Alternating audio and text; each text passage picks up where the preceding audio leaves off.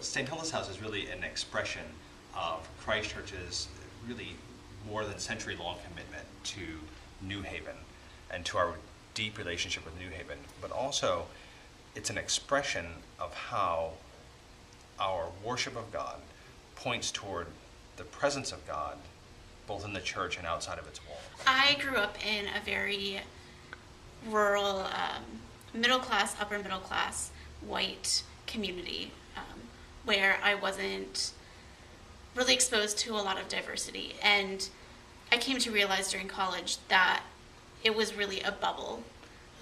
And as I contemplate where I feel called to serve in the church, in the world, it isn't just in that middle class white bubble.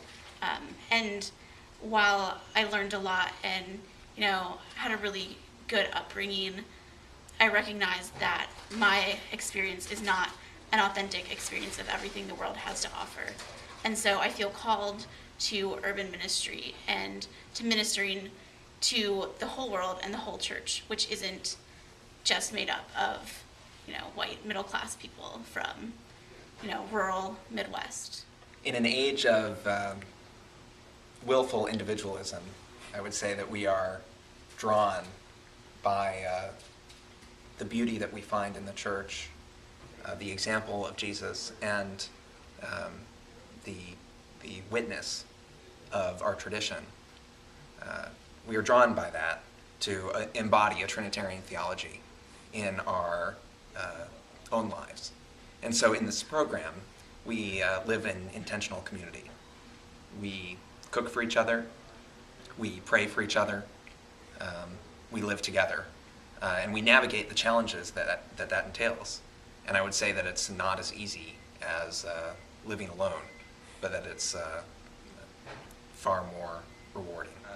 We have morning prayer every morning.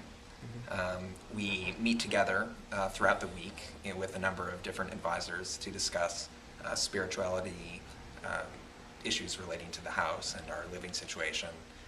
We join with the community at Berkeley Divinity School for their services, and we are also involved in the services here as readers or acolytes and assisting When at the this altar. parish was founded, it was founded in a neighborhood called Poverty Square, and this was the church's first architectural, liturgical, sacramental expression of our commitment to people who couldn't afford to rent a pew in Episcopal and Anglican churches before that.